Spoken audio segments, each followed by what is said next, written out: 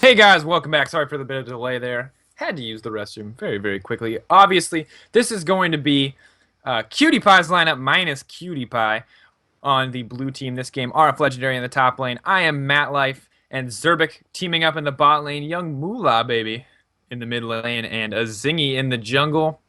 On the opposite side, we have Voyboy's team. Voyboy's team having a bit of a rough time this week. 0-2 so far. Voyboy most likely in the mid lane. Fabi down there in the bot as AD carry. Biofrost once again as the support. And Moonway, mid or top, not always clear. And it looks like Sicko Scott is going to be in the jungle. Lots of subs this week, guys. Sorry about that. Hopefully everyone's getting to see their favorite players. Last ban coming out for RF Legendary. Draven and Janna banned away from Voyboy's team. No surprises there. Janna, of course, very strong. Much stronger in the hands of Biofrost. Draven, not played by anyone but Fabi. But Fabi plays him so well, you gotta ban it. Akali banned out from Voyboy's team. Voyboy, a very proficient Akali player, and Akali showing a lot of strength in this game. Karthus banned away. Most likely a young Moolah baby target ban? No, more likely in a Zingy target ban. A Zingy, of course, a fan of the Karthus jungle. Nidalee banned away from RF Legendary, and Rek'Sai as well banned away. So no surprises there. RF Legendary tends to pull a lot of target bans, a very skilled player, and obviously one very confident in split pushing. I'm curious to see exactly how this team is going to work out moving forward. Obviously it's a bit of a mix up. So we'll see how it's going to go. RF Legendary is going to get that Gnar pick. Most likely means that they're going to be looking for more team fights.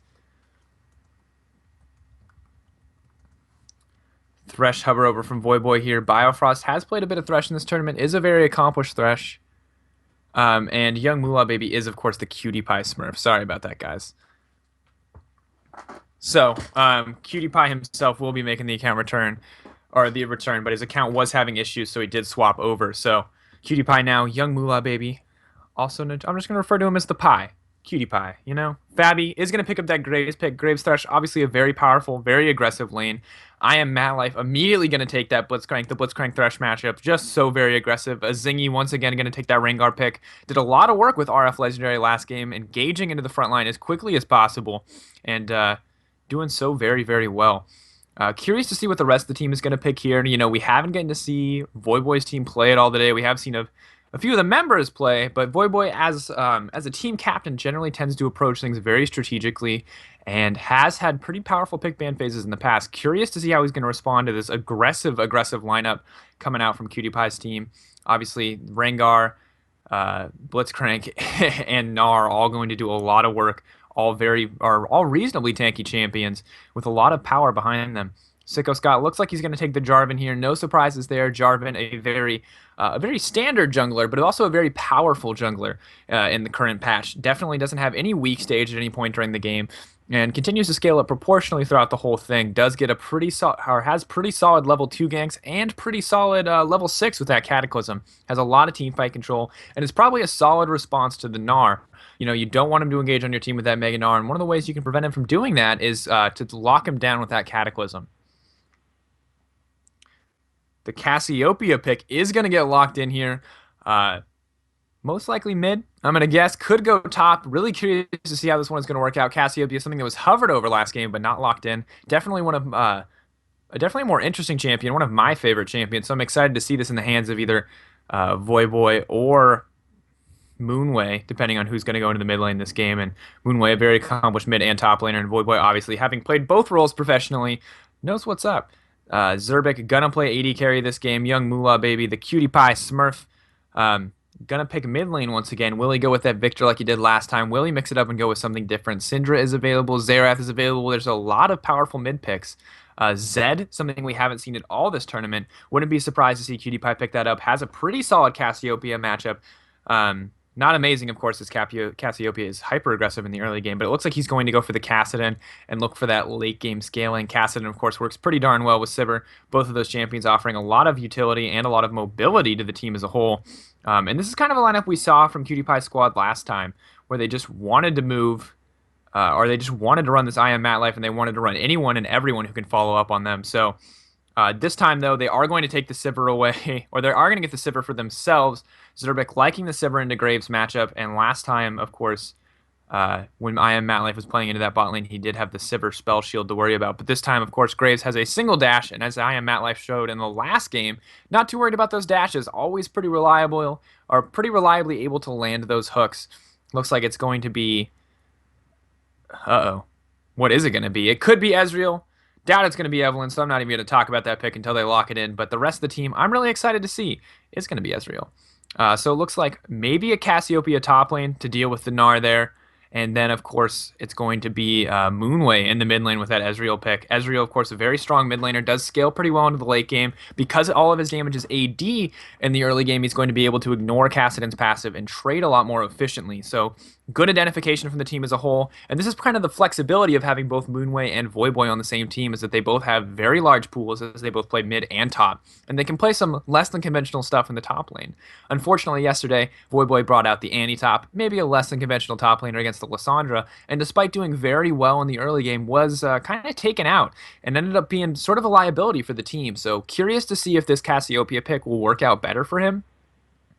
Or if, or if it might go the same way. RF Legendary, obviously a very, very confident top laner, playing top lane in all three of our matches tonight, as he is high demand for a sub, and of course we're short on just a few players. So, well, we'll see exactly how this is going to work out, guys. We are going to have that 3-minute spectator delay. While we have that delay, head on over to omen.gg, vote. You know the deal. It's the second night of the 4th week. You go over there, you vote, you enter to win a chance to win one of those great Omen notebooks. You thank our sponsors, HP and Intel, and you have a good time in Twitch chat, spamming whatever you want. It's the Twitch Chat tournament. Live it, love it, Twitch chat. All right, guys, we'll be back in just a few. The third and final game of the regular schedule for the Omen encounter. Remember that next week will be kind of the championship finals. It's going to be a little bit longer schedule, and of course, a lot more on the line for these guys. The winner, of course, is going to get a substantial sum of money and come out on top, claiming the championship, claiming the Omen encounter. So this game going to help that, going to help the team seed in, and going to help them in this final draft phase coming up. Both teams looking to be a little bit more controversial level 1 starts. We don't see that 5-point, we don't see that defensive start. We instead see a little bit of deep ward coverage coming out from QtPie's lineup. QtPie himself on Kassadin in the mid lane. Interesting choice for him. This is a character we have seen him play before. He's done pretty well and has actually survived laning phase very well in the early game, which I think is one of the key skills when it comes to playing Kassadin. Voyboy is going to be up in the top lane on that Cassiopeia top, though, something we've never really seen before, so excited to see how this is going to work out. QtPie's lineup now backing off. Voyboy's lineup not moving from that bush since the game has started. Invading into the jungle now pretty confidently. They have to be careful about fighting this Blitzcrank pick. They don't want to get hooked out here. Immediate flashes will get burned if they do. How is this going to work out for them is the big question. Both teams now transitioning to a more defensive start. Voyboy has backed and will head to the top lane. It looks like Zingy is going to start on the top side of the map, if possible. RF Legendary is most likely not going to start with a camp. He is not against an Aurelia this time, so he will most likely just go straight to top lane. He may look to split a little bit of the experience, but no, it looks like he's just going to leash this for Zingy. Voyboy headed immediately to top. Is going to get there at about the same time. Doesn't have to leech, but is a little bit behind after camping in that bush for just so long. Moonway trying to trade early with QtPie. Not able to get out that auto attack, though. Cancels his own animation. Fabi playing very aggressive here. I Am Matt Life ever eager to get a trade off. Is going to be able to use the melee portion of those Targon stacks, so they can push the wave pretty well if they need to. Zerbic, of course, on that Sivir means that they're also going to be able to push the wave incredibly well because of that boomerang blade. They have to be careful, though. They don't want to give up level 2 too early. Fabi and Biofrost pushing the wave back evenly. And both teams looking to get that aggressive level 2. Of course, very action-packed bot lane, we can assume, just given that there are 2 hook champions here. This is not a matchup we see a whole ton of anywhere. Meanwhile, on the top lane, it looks like Voyboy at 6 CS to RF Legendary 7. Both laners looking pretty comfortable, both more than happy to CS up. It'll be interesting to see how this Cassiopeia scales in the late game compared to the Gnar. Gnar, of course, offering so much CC in these late game team fights. And, you know, one of the big things about Gnar is that he just does so well at every stage of the game, assuming you can manage his rage properly. Of course, RF Legendary now in Mega Gnar form, going to be able to gain a little bit of health back that way, and also get a little CC down onto Voyboy. Not going to get a whole lot out of it, though. Azingi trying to invade Sicko Scott's jungle here. Azingi smiting the red buff to gain health. It looks like Sicko Scott has yet to smite, though, and has the option of doing the same if necessary. Sort of getting aggressed onto. Fabi going to burn the flash to get on top of him. Not going to get the kill there. Imaqtpie playing super aggressive here. Biofrost will have the play up in just a moment. Does play him back. Fabi going to get a few more auto attacks off. Now have the wave pushing in their favor. So good play from them overall. Going in when the wave would come in at an advantage. Imaqtpie getting back a little bit of that health, though, with both of those Targon stacks. Using those to their maximum efficiency. RF Legendary taking a lot of harass here from Voyboy. Voyboy burning through his mana incredibly quickly, though, in this early game stage of this early portion of the game. Cassiopeia's mana costs are incredibly high. I'm curious to see exactly what Voyboy is going to opt to build. He can build the Tear of the Goddess to give himself a little bit more mana sustain, or he can opt to go for the Chalice. Don't know exactly what build path he's going to take. Neither one will give him too many reliable stats in lane, but the mana to continuously harass will be pretty important here. He is going to go full aggressive here. RF Legendary getting completely knocked out of lane. May go down to any poison ticks, but no, it looks like just those fangs coming in from Cassiopeia. Not going to get any dots on him. RF Legendary is going to have to back. Does have TP available, though. Both players did burn Flash in that stance, so no real advantage to either side. If RF Legendary does burn TP to go back to top lane, he does. He will be at a little bit of a disadvantage. Sicko Scott coming in and playing aggressive here. PewDiePie using Hot Feet, dodging out at the last possible second. They have that Ignite on him, and Ezreal is going to get first blood. Ezreal, normally a character would take heal there. The Ignite, though, coming in huge. Flash is burned from everybody in that case. PewDiePie keeping his Ignite, Jarvan keeping his Smite, but good play from them. Good pressure in the early game to keep that Kassadin down, and as Ezreal is going to start scaling up into this late game, might be able to keep up with the Kassadin and DPS, and it's very important when you have this double AD comp to kind of get an advantage in the early game, because your weakest point is going to be moving into that mid game when you just don't have the tanky stats necessary to win these fights. But then again, you know, on the opposite side, we don't really see too many tanky stats outside of RF Legendary, and maybe Azingi as he moves into the late game, but Azingi, of course, still opting to go for more jungle clear over more gank pressure, and Sicko Scott on that J4 pick is going to upgrade his smite so that he can get that slow off and a little bit of extra damage here.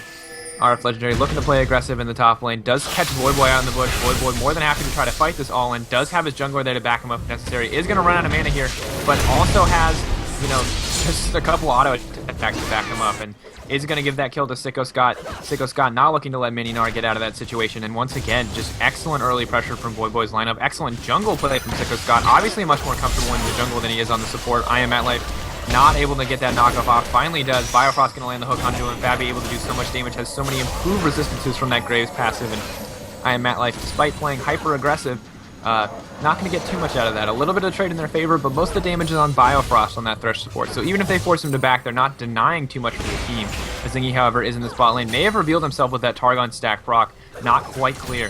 Fabi and Biofrost appear to be playing back anyway. Not clear if they would have walked forward. They are going to get that grab onto Fabi. Azingi is going to flash in. Miss the Bola, though. Nothing going to come from that. Biofrost immediately tosses out the Lantern and is able to pull Fabi to safety. Azingi burning flash there will be pretty huge for the team. Does burn all of his ferocity as well, as it can make his jungle clear more difficult. So despite being at full health, he may struggle a bit here. Meanwhile, in the mid lane, we do see Moonwave pushing so very aggressively. Doesn't even opt to buy tier here. Doesn't look like he wants to go blue Ezreal. Knows he has the advantage. Wants to continue to use it. Goes Phage first. A little bit of an interesting decision overall, and will hopefully work out for him. We'll see as the game moves forward. PewDiePie is still not 6 yet. It's really struggling to survive in this lane. Once he gets 6, the lane will start to move a little bit more in his favor, but has to be careful. He does have 6 now. Does not have any more stacks on his Crystalline Flask as far as I can see, and does have at least 1 health pot remaining, however, so he will be able to heal up a little bit in this mid lane and survive a little bit more. Cassiopeia, Voyboy playing it. 44 farm to Gnar's 37, and the wave is pushing, so Voyboy probably going to have about a 6 or 7 farm lead by the time this ends, or 10. Looking at how far ahead he is now, does have that tier stacking up, you know, not a whole ton of combat stats with those double Doran's rings, but is going to get himself through the early game, looking to get that Seraph's Embrace as fast as possible. Biofrost, Sicko Scott, and Fabi, meanwhile, going to look to get that Dragon, give themselves a substantial AP boost. Cassiopeia benefits from it especially well, given the percentage AP increase she gets from her passive, so as we move into the late game, that's going to be something to watch. They are going to get smite up there. Sicko Scott not going to really have a clear way to get out. Biofrost will throw down the lantern. Is it going to be enough? No, it looks like Ignite is going to take it out. Good on I and Matlife to pick up that kill. Good grab over the wall. They do get a kill, but they do give up Dragon in the process, so you can see the gold has started to swing a little bit in the favor of Voyboy's lineup. Just 2 kills to 1, and of course that Dragon as well, giving them a little bit of extra gold, although no longer the global gold. Voyboy zoning out RF Legendary as best as he can in this situation. RF Legendary has to be careful here. You know, can't take too much harassment in a lot of these situations, but if he can't get close to the wave, he can't build up Rage, and Rage is one of the few options he has for sustain in this laning phase. A little bit coming out from the Doran's Blade, but obviously the health gain from transforming into Mega Gnar is pretty significant in a lot of these situations, and Voyboy appears to be very confidently keeping him off the wave here. Meanwhile, in the mid lane, of course, we have the endless Ezreal versus Kassadin matchup, neither one having a clear advantage. Ezreal coming over to try to take the blue here. I am Matlife very aware of this, though. May try to get the hook off. Is going to hook Moonway out.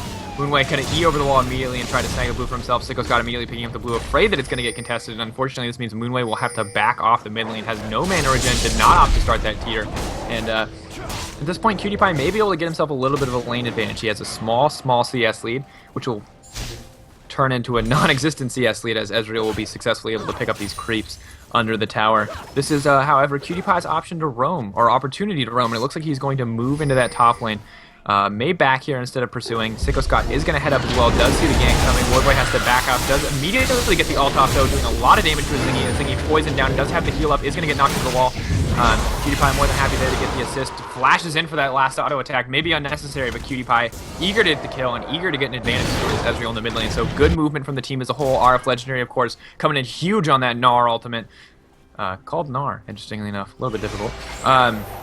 But just such a good job landing that. Voyboy, of course, using that gaze, that ultimate of his own in the early fight, but not able to get too much out of it just because of how much healing Zingy has and how little damage Voyboy has at this stage in the game. You do see him finishing, of course, that blasting one. Will try to finish that Seraph's Embrace, get the Archangel Staff as quickly as possible, hoping to get some AP boost here. But now that RF Legendary has a little bit of back in return, this lane phase may start to go a little bit more in his favor. Once again, down in the bot lane, it appears to be pretty darn even. Graves at 70 to Zerbics 77. Biofrost now looking to play aggressive though. May try to hard engage here. Is going to get the hook onto Matlife. Sees the spell shield coming.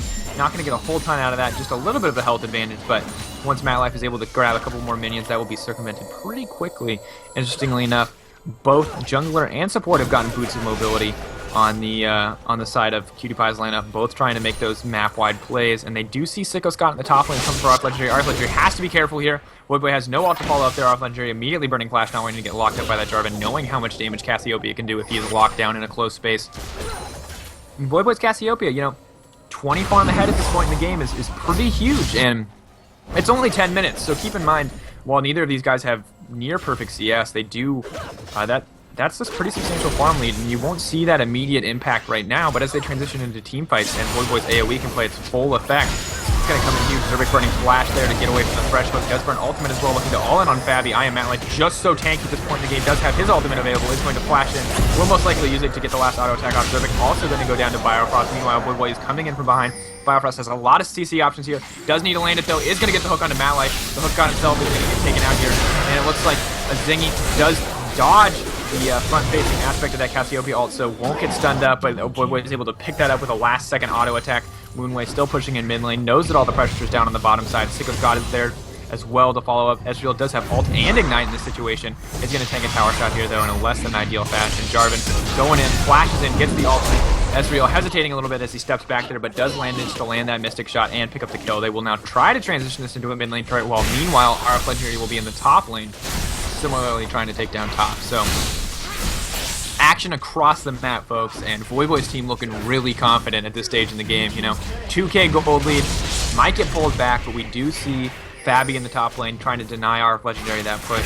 So overall, superior map movement for Voyboy's team. This is kind of what we come to expect. Voyboy obviously very comfortable on with that teleport summoner spell, did a lot of work in the bot lane, and Zingy kind of overestimating his strength going down to Voyboy in that 1v1 situation. Does, however, pick up Biofrost as a result, which will pay dividends for the team in time. Interestingly enough, we do see I am Matt Life continually roaming around the map, knowing that the real strength of Blitzcrank isn't so much in the laning phase, but in the, when he has that much mobility, he can pretty much appear anywhere and hook anyone, which is going to play a huge advantage for the team, especially as they try to get picks and as they move into this mid to late game phase. I am Matt Life doing so much damage there, combining all of his CC and his full damage rotation with the Boomerang Blade from Zerbic along with an auto attack to grab that Biofrost kill almost immediately. Good play from him, getting so much vision for his team, and then immediately following up with the kill. This guy has huge impact in the game. 2-1 and 2 now. This is kind of the I Am Matt Life special. He gets a lot of kills on this Blitzcrank by nature. With that stag field, occasionally tends to steal 1 or 2, but I Am Matt Life knows how tanky he is and always plays aggressive with those tanky stats. RF Legendary baiting this gank in a little bit here as Zingy is on the way, but RF Legendary has to be careful. He has no rage. He will go down almost immediately. Without Mega Gnar there, they don't have a whole ton of options. Obviously, could have knocked him into the wall if it was available, but with no rage, you're kind of in a tough spot. Matt Life has to be careful here. Could get caught out by Biofrost. Biofrost landing the hook, but it looks like Matt Life stepped back and walked into it. Imaqtpie there to clean that up, and Zerbic gonna move in on Biofrost here. I Am Matt Life has to be careful. Ezreal is on the way down. Moonway ever eager for blood, and looks like Zerbic trying to spell shield the tower as he goes down, but or as he's about to go down, but has enough health to get out anyway. Spell shield, of course, wouldn't work. Meanwhile, on the top lane, Sicko Scott and Voyboy are gonna take that down. It looks like Voyboy took away the blue buff as well, which is gonna come in huge for him. Does look like he might try to get Rylai's first, has opted to get the Giant's belt. That slow will play a huge part in team fights and will stop this very mobile team, consisting, with that Sivir, with that Blitzcrank, with that Kassadin from getting away, especially if he can just continuously provide that kind of AoE damage his team needs. And obviously, Cassiopeia very mobile on her own when she can land her skill shots, but if she can reduce your mobility as well, she's always going to be fast, and her team is always going to be able to follow up. Voyboy has to be careful here. Is going to get caught out by a Zingy. RF Legendary is there for the follow-up. Voyboy does have his ultimate available. Will look like he's going to take down a Zingy here. Zingy not able to use the Empowered W and gain any health there. RF Legendary immediately turns his head back to the lane to farm. Voyboy has to be careful here, though. His team does get the Dragon buff, but this looks like Voyboy will go down. There's too much mobility coming out from Imaqtpie. Does get a little bit of damage off, but not enough to make a difference. 1-for-1 trade there for Voyboy, but meanwhile, his team does take the Dragon, so overall advantage to Voyboy's lineup. That is their second Dragon now. Will get a little bit of improved tower damage. They secure their own blue buff at this point. And moving forward in this game, if they keep playing like this, if they keep overcommitting to kill Voyboy, and Voyboy's just going to keep doing more and more damage. Matt Life has to be careful here. RF Legendary does have Mega Gnar for half a second there, but the Boomerang from Mini Gnar, as he transforms mid-flight, is going to pick up that kill. Sicko Scott, little out of position. Still overall advantage to Voyboy's team, but Sicko Scott's got to be careful. Caught shopping, not something you can afford to do. Ezreal in the mid lane already has that Triforce, and that Triforce, as they move forward, is going to do a lot of damage. Obviously, the Mystic Shot is going to proc that Sheen, going to make it so very easy to push waves. Surprised we didn't see a blue build from this mid lane Ezreal, but maybe they just want a bit more damage. Obviously, they have a lot of tanky stats coming out from the Thresh and the Jarvan. They don't need necessarily as much peel as they might. And with Voyboy on that Cassiopeia top building Rylai's Frozen Fist or Frozen Gauntlet, Iceborne Gauntlet as part of that blue Ezreal path doesn't make as much sense. So we do however see the cooldown boots, that a lot more standard. And I'm curious to see exactly what this guy, or what Moonway is going to build next. His build path not quite clear. We may see a Bloodthirster, which I think is very standard, or we might see a Blade of the Rune King, depending on how much he wants to be able to peel in a lot of these situations. Sicko Scott securing his own red pretty quickly. Biofrost tanking up the minion wave there, redirecting it so it won't go under tower, making sure Moonway can get as much farm as possible. Zingy now going for that full aggressive build that we saw last game. You can see he's finished the Warrior Enchantment, is going for another Longsword. Most likely will turn that into another Brutalizer and a Yo moves eventually, as he has shown in the last couple games. It did work out pretty well for him in the last game, but doesn't have RF Legendary on that Jax pick to go quite as aggressive with him. But of course, if RF Legendary can grab Mega Gnar in one of those team fights and can get that timing down, it's going to be able to provide so much CC in a lot of these situations. RF Legendary has to be careful here. Voyboy's doing so much work. His Zingy is on the way. It looks like 3 people committed here, and they're going to pop him in just half a second there. A lot of burst damage coming in from that Gnar. Zingy, of course, able to jump in and land that Bola. Sicko Scott now eager to follow up, but they have to be careful here. RF Legendary will have Mega Gnar in just a second. Is going to have it now, and if they do not engage carefully here, the Gnar from Mega Gnar is just going to slap them into the wall, and they will lose this team fight. Moonway, meanwhile, in the background, is trying to pick up that kill. I Am Matt Life gonna grab the Zingy kill. Sicko Scott and Biofrost immediately knocked the wall. This is what I was scared of. Moonway trying to get the follow-up. Sicko Scott looks like he's gonna go down to Ignite. Biofrost ever eager and in the front line with Thresh. Does have that red buff now, and I Am Matlife has to be careful. Ezreal just so mobile. I Am Matlife not having the ultimate to burst him down there means that he does not really have any chance of fighting. Zerbic now pushing the bottom lane, using his spells to his advantage to try to create as much pressure as possible. Knows that the enemy team has committed so many resources into the top lane, but Voyboy now moving down to the bottom side of the map to try to contest, to try to stop this Sivir split push in its tracks. I Am Matlife denying Moonway is back there. I Am Matlife does have his ultimate available, can do a substantial amount of damage. Has to be careful here though. Moonway looks like he's going to try to solo him out. Does have flash, is going to flash Q, and is going to grab that kill. Moonway is unstoppable. 5-0-1 on that Ezreal mid, looking so strong, you know. And meanwhile, unfortunately, Fabi on that Graves suffering. He has been having kind of a poor showing in this tournament. Maybe not used to this current meta for AD carries, but when you've got a fed Ezreal in the mid lane, you know, Fabi, a lot of the pressure is relieved from Fabi as far as doing damage in these team fights. Sicko Scott doing similarly well and supporting his team, and of course on the opposite side, Zerbic doing incredibly well in that bottom lane. So that bottom lane AD carry scaling up almost proportionally to that mid lane AD carry, and it'll be curious to see exactly how this works out. You can see that Moonway has now opted to go Brutalizer. Combined with those Boots of Lucidity, most likely means he already has 30% cooldown reduction at this stage of the game. So combine that with a blue buff, 40% on an Ezreal is going to be pretty huge here. We do have the pause coming out, guys. I'm not exactly sure why this is happening, but I imagine it will be revealed shortly. Most likely someone having some connection issues. But we'll try to get this start going as quickly as possible. But in the meantime, of course, both teams doing just so well. You can see in the bot lane, though, huge advantage to Zerbic. That 30 CS lead is playing in, just coming into play a huge part of the team. And Imaqtpie, despite just getting kind of wrecked on in the early game, as to be expected from Kassadin, is now starting to make that back. Those repeated ganks into the top lane, taking out Voyboy, shutting him down, are going to play a huge here. And if he can keep locking down Voyboy and killing him outside of these team fights, that Cassiopeia pick is not going to be that huge. A summoner has disconnected. So it looks like Moonway is trying to reconnect to the game. He has finally reconnected to the game. And they will get things started here in just a second, as he does have to load in. Moonway, of course, a very important player, so gotta wait for him to come back. You don't want your 5-0-1 Ezreal to be gone. At this point in the game, we do see 2 minutes left on the Baron timer, the Dragon timer. 1 minute until Baron starts, and you know, Baron probably won't get taken by either of these teams for a substantial period of time, just because of how squishy Voyboy's team is as a general rule, and then of course the lack of damage from lack of sustained damage coming in from Imaqtpie's lineup. Imaqtpie, as Kassadin, does a lot of work in those fights, has a lot of mobility, but until he gets to the late game, isn't going to be able to match the damage output or provide the damage output necessary to an attempt to Baron. And Baron, of course, is just so powerful in these patches that it would be very difficult to take it, and it's just way too big of a risk. You know, the buff is so powerful, it pretty much guarantees you all the outer turrets if you use it correctly, and you know, if you risk giving that up to Voyboy's team, especially a team that can poke and push down lanes so efficiently, you're gonna have a bad time. Graves slowly trying to finish that Infinity Edge. Once he does, he will have that pretty massive power spike. This appears to be the standard Graves build. As we move into, as this meta starts to get more and more defined, we see that Infinity Edge into Youmuu's Ghostblade. Youmuu's obviously offering Graves a lot. It kind of complements his massive amounts of burst damage very nicely. You know, if your combo can't kill them, you can follow it up with a series of very quick auto attacks, all with increased crit chance, and of course with Infinity Edge as well, you're just going to do so much work there. RF Legendary is going to take down that turret while the rest of the team moves down across the map. Voyboy trying to make up for that, grab a little bit of extra farm. RF Legendary playing Gnar a little differently this game, you know, a little less concerned with teamfight impact, a little bit more concerned with focusing on being in this top lane.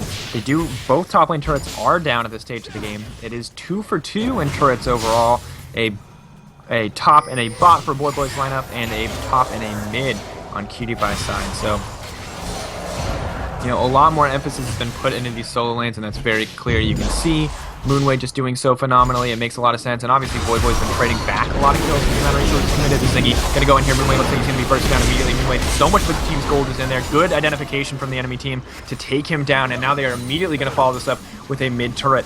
Everyone on the enemy team had just backed. Excellent timing from that team, and there's going to be no response here. Dragon up in 44 seconds. This is the perfect opportunity for I Am Matlife and the rest of the team to get vision control on this dragon back and immediately contest it. So good movement from QtPie's team. If they keep playing like that and keep grabbing picks like that, it'll be the end of the game. Moonway, obviously the key component to this team. 5-1-1 now, 171 farms. Most of the team's gold is there. Voyboy starting to catch up, 167. Does have that Rylai's, does have that Archangel staff, and we'll have the Seraph shortly, but still not going to be able to do quite as much as this Ezreal pick has, and obviously Ezreal going to be able to poke out and provide so much sustained damage in these team fights. Biofrost looks like he's going to get hooked out here. They have to play careful. Fabi may be able to fall off if they try to get aggressive. Sicko Scott, Fabi, and Biofrost camping around this dragon. Looks like they might try to take it, but of course QtPie's lineup does have pretty sufficient vision coverage. They can see the bottom side there, and they do drop a ward in the pit. They have to be careful about how they fight this. All the ults are available except for Rengar's. RF Legendary, no rage, however, so this could be a good time for them to engage. They are going to try to blow up the thingy. Voyboy is going to get that kill, immediately pulled out. Sicko Scott will go down. Biofrost will go down as well, but it looks like trading his life for MatLife. QtPie's going to go down as well. Voyboy providing so much sustained damage. The trio there of sustained damage dealers carrying that team fight, and that triple kill for Fabi is going to put him back on the map. He definitely finished here. Third dragon for Voyboy's team. And, that movement speed boost when you have 3 characters who are just ready to kite is going to be so very strong. Once again, though, they have to be careful about how they play this. Now that Graves has picked up a couple kills, a lot less emphasis is on Moonway, so picking him off may not be as strong as it was prior, but still in a lot of these team fights, they have to be risky, or it's a huge risk if they let a Zingy get into that back line, and if RF Legendary gets to the back line, his burst rotation in that Mega Gnar form is just going to do so much work.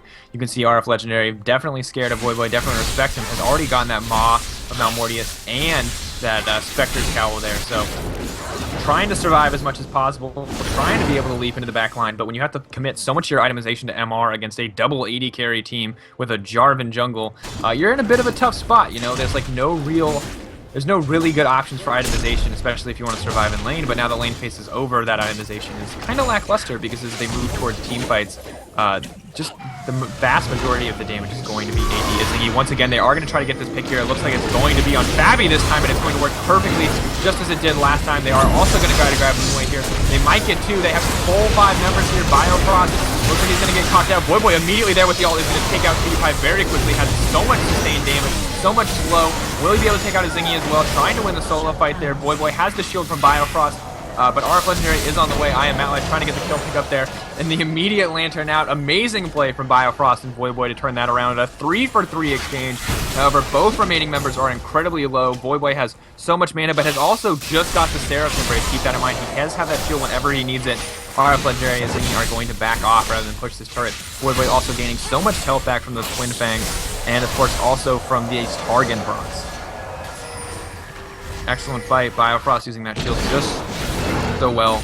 Ended up saving Voyboy, and of course, I am MatLife, eager to flash in and knock up Voyboy. Didn't quite pull it off, and Biofrost there with the Lantern to pull him out and save him. So, RF Legendary, and just a little bit late to that team fight, and a Zingy not quite having the impact he wants to at this stage in the game. Does now have the Zanyas, or sorry, not the Zanyas, the Yomus, and we'll start to do a little bit more work here, but not going to be quite as much as he wants to. QtPie getting blown up almost immediately by Voyboy's Cassiopeia pick, despite having reduced magic damage from his passive.